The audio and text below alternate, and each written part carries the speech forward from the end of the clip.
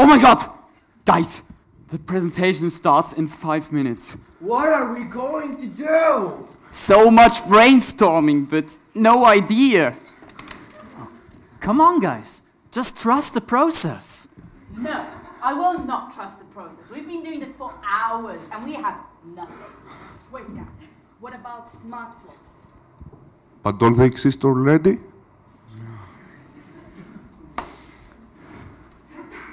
But what about blood substance sensors? Like, And think about that. what'll they be used for? Like, what are you talking about? Well, diabetes is an illness. I'm sure you all know it. It's the people that have diabetes, they're not capable of digesting glycerin properly. So they need to take shots of insulin to keep that working again. About 1 in 11 adults have diabetes. Sorry. 1 in 11 adults have diabetes. That's about 450 million people in this planet, or 9% of humanity. They have to always control their insulin levels or they might die. So we thought this might be a very big market. Yes, right. So this is to detect those substances is exactly the challenge, the main problem we faced. How do we build a sensor that can detect the components of a liquid? In our case, this is blood.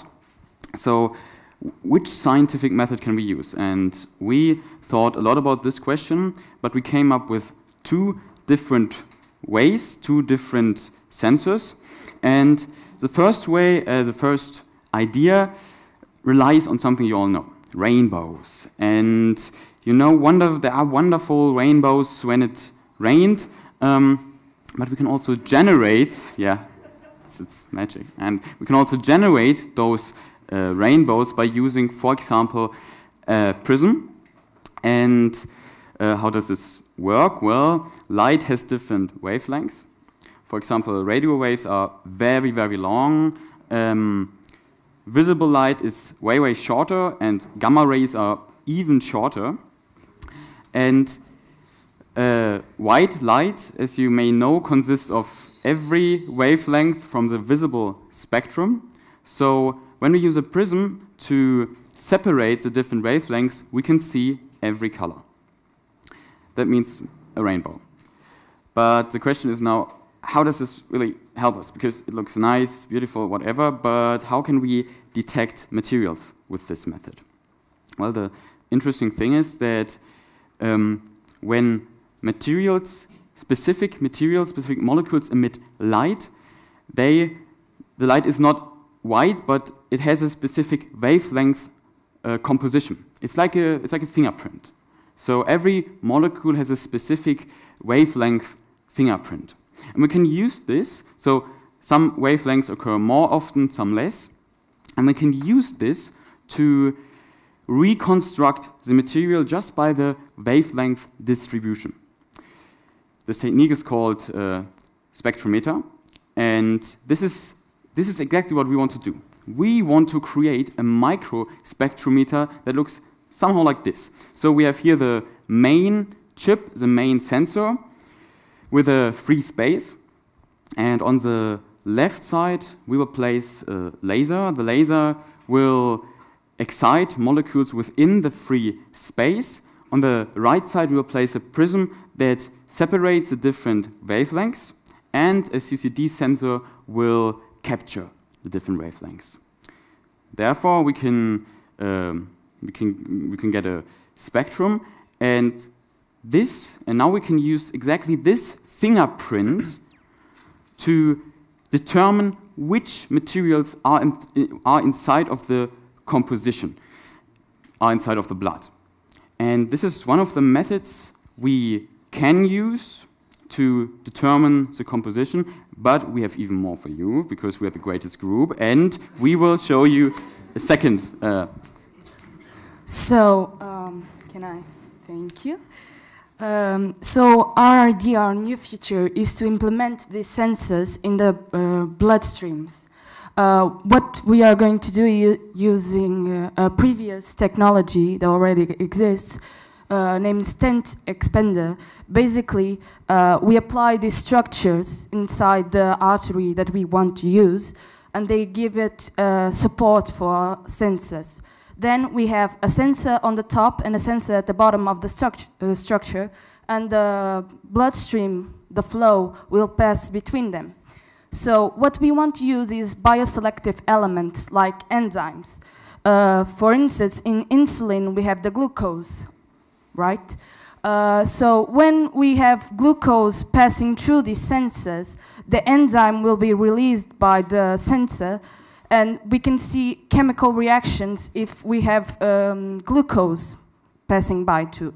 So we can see what kind of flow we have in between them. So this is the stent that I talk about. So it's a structure to basically keep the artery at a good structure level and to kind of stop it from exploding or having the sensor basically running around in the body. And then what we were thinking about was, okay, some research already exists in this field, but no sensor is implemented. We only have how to make it, but we don't have the prototype yet.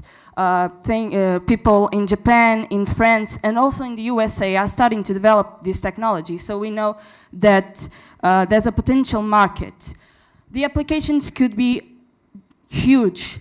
We can have applications in diabetes and controlling surveillance of diabetes, but also in hormone control, like thyroid levels and everything else. And then we can connect our sensors to smartphones and get at real time how our insulin levels are working out, if we need to take more insulin or if everything is okay, like we see in our little imagination of the system. But still, there are a lot of challenges to consider when making this project. However, I want to come back to what Mariana already said. There is huge potential. Because, like you said, there is some research going on. People are discussing about it, but there is no sensor. This means there is potential. And with respect to a lot of applications, like Mariana said. So we thought about the markets and this potential, and I'd actually like to carry on with the potential thing, because, you know, we need a unique selling point. And the unique selling point of our product would consist in the sensors technology itself, which is the best you can do. Of course, there is some research to do by Sensirion, but that's what they did with all their sensors before they could sell it. So we think that's possible. However, we want to ensure that such a rather extensive research project isn't implemented for nothing, and we don't want this to happen.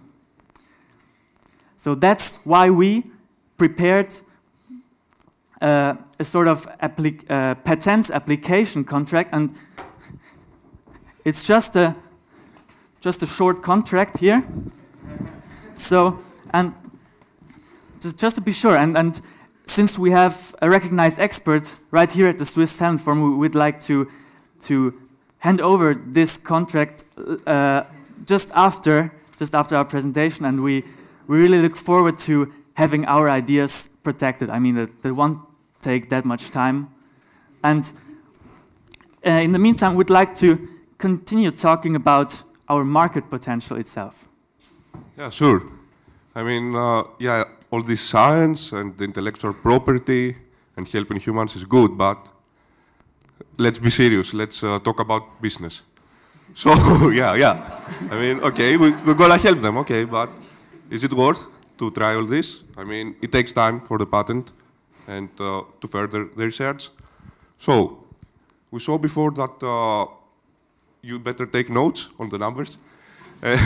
So we saw before that 400 million people, over 400 million people have diabetes worldwide.